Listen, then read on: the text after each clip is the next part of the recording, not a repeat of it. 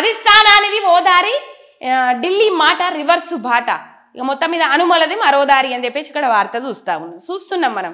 పాపం ఆయన అదానితో అదాని సంస్థల గ్రూప్ ఆఫ్ అదాని సంస్థలతో కుదుర్చుకున్న ఒప్పందాలు కానీ, ఆయన పోతున్న పోకడ కానీ, గందుకే రేవంత్ రెడ్డికి మంత్రులు అందరూ దూరం ఉంటుర్రట. ఇది పరిస్థితి. మరి ఆయన గమనిస్తుండో లేదే, నాకు నా తమ్ముడు ఉన్నాడు, తోడుగా నా అన్నాడు, వేరేటోళ్ళు అత్తేంది రాకపోతేంది, అంతేనేమో మరి పరిస్థితి తెలియదు. కానీ కాంగ్రెస్ విధానాలకు భిన్నంగా ముఖ్యమంత్రి రేవంత్ అడుగులు, పార్టీ వైఖరికి భిన్నంగా సొంత నిర్ణయాలు, అదానితో ఒప్పందాల నుంచి బుల్డోజర్ రాజకీయం వరకు కొడుకుడు పడని చేస్తలు, మద్యం పాలసీ కేసు కరెక్టే అన్నట్టు వ్యాఖ్యలు. రేవంత్ తీరుపై కాంగ్రెస్ అధిష్టానం అసహనం. అందుకే సీఎంతో మంత్రుల దూరం. ఇక ఆయన చేసిన ఏంది, కథ ఏంది, కార్ఖాన ఏంది, మొత్తం ఈడ 5 పాయింట్లు ఉన్నాయి. 5 పాయింట్లు టక్క చదువుకుందాం.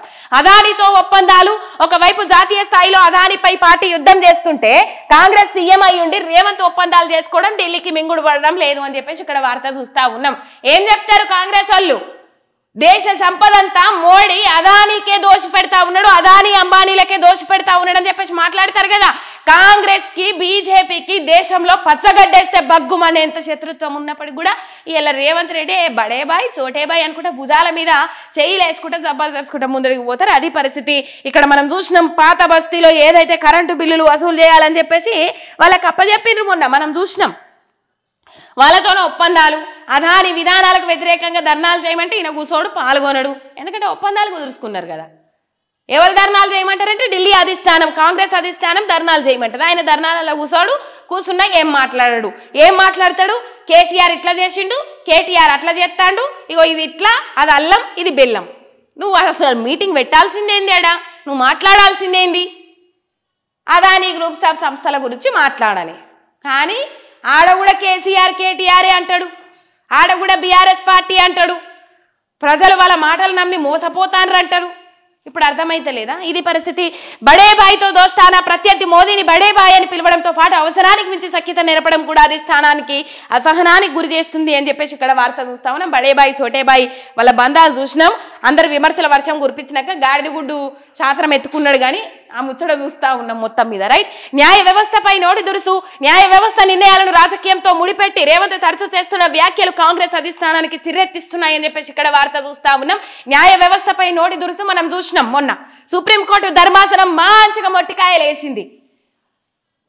మేము ఏదైనా తీర్పు ఇవ్వాలనంటే మీ రాజకీయ నాయకులను సంప్రదించి తీర్పు ఇవ్వాలన్నా, మా మనస్సాక్షి ఏ చెప్తే మేము గదే చేస్తాం, ఒక రాజ్యాంగబద్ధమైన పదవిలో ఉండి ఇట్లాంటి వ్యాఖ్యలు చేసుడు కరెక్ట్ కాదు, తప్పు అని చెప్పేసి తీరును మార్చుకోవాలని చెప్పేసి మొట్టికాయలేసింది సుప్రీంకోర్టు ధర్మాసనం. త్రిసభ్య ధర్మాసనం మొట్టికాయలేసింది. దాంతో ఇండైరెక్ట్ గా కవితకు సారీ చెప్పినట్టే చెప్పిండు అది సుప్రీంకోర్టు ధర్మాసనాన్ని కూడా సారీ చెప్పిండని ముచ్చట వినబడ్డాయి. మరి ట్విట్టర్ వేదికగా కూడా చూసినాం మనం. రైట్.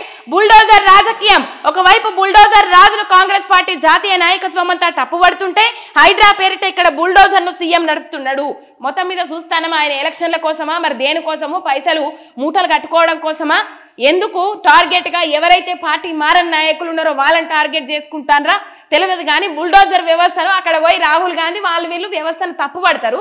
ఇక్కడనేమో బుల్డోజర్ రేవంత్ జిందాబాద్ అన్నట్టు ఇక్కడ రేవంత్ రెడ్డి చేస్తా ఉన్నాడు. ఇది పరిస్థితి. పేదోళ్ళ ఇండ్ల మీదకి దూసుకొని పోతా ఉన్నాడు. ఇక మద్యం కేసు తప్పని కాంగ్రెస్ చెప్తున్నది.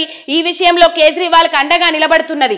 అదే కేసు ఒప్పన్నట్టుగా, కవితదే తప్పన్నట్టుగా రేవంత్ ఆరోపణలు చేస్తా ఉన్నారు. ఈ మద్యం ఢిల్లీ లిక్కర్ స్కామ్ సంబంధించి ఏదైతే ఉన్నదో అసలు ఆ స్కామ్ అనే లేదు, స్కామ్ అనేది ఒక బోగస్ అని చెప్పేసి అందరూ మాట్లాడుతూ ఉన్నారు. కేజ్రీవాల్ కు అక్కడ ఢిల్లీ లెవెల్లో అధిష్టానం, కాంగ్రెస్ అధిష్టానం కేజ్రీవాల్ కు మద్దతుగా సపోర్ట్ చేస్తూ ఉంటే ఆయన తప్పు చేయలేదు, ఈ మద్యం కేసు అనేది లేదని చెప్పేసి అక్కడ వాళ్ళు మాట్లాడితే ఇక్కడ కవిత తప్పు, మద్యం కేసు ఉన్నది అని చెప్పేసి అన్నట్టుగా ఆయన మాట్లాడతారు. వీళ్ళందరూ ఒకటే కేసుకు సంబంధించి కదా. మనీష్ సిసోడియా కావచ్చు, కేజ్రీవాల్ కావచ్చు, కవిత కావచ్చు, ఇంకా కొంతమంది ఏదైతే ఆరోపణల నిమిత్తమే తీసుకుపోయి జైల్లో పెట్టినటువంటి ఆధారాలు లేకపోయినప్పటికీ కూడా కేజ్రీవాల్కి అక్కడ వాళ్ళు సపోర్ట్ చేస్తే ఇక్కడనేమో కవిత తప్పు, మద్యం కేసు ఉన్నదని చెప్పేసి ఈయన మాట్లాడతాడు. గందుకనే ఇంకా ఇట్లా చెప్పుకుంటూ పోతే చాలా ఉన్నాయి రేవంత్ రెడ్డి చెప్పుకుంటూ పోతే. అందుకనే అధిష్టానము సీటుకు మరి మొన్న రాజగోపాల్ రెడ్డి అన్నట్టు మరి నిజమేనేమో ముచ్చట. అది సోషల్ మీడియా వేదికగా కూడా వైరల్ అవుతా ఉన్నది వీడియో. ఏమో కావచ్చు, ముఖ్యమంత్రి కావచ్చు ఉత్తమ్ కుమార్ రెడ్డి అని చెప్పేసి మాట్లాడారు. ఎక్కడ ఏం మాట్లాడాలనో కూడా తెలియదు. ప్రతిపక్షంలో ఉన్నామా అధికార పక్షంలో ఉన్నామా తెలియదు. కొంతమంది మంత్రులు ఇప్పటికే రేవంత్ రెడ్డికి దూరంగా ఉన్నారు. రేవంత్ రెడ్డిని పక్కకు పెడితేనే మంచిగుంటుంది అని చెప్పేసి అంతకుముందు కూడా మనం చూసినాం. అధిష్టానం దగ్గర అల్టిమేటం జారీ చేసి వచ్చిండ్రు అని చెప్పేసి అంతకుముందు కూడా మనం చూసినాం ఆ వార్తను. సీఎం తీరు మారకపోతే సీఎంను మార్చండి అని చెప్పేసి అల్టిమేటం జారీ చేసి వచ్చిండ్రు ఇక్కడ సీనియర్ మంత్రులు నాయకులు ఎవరైతే ఉన్నారో వాళ్ళు.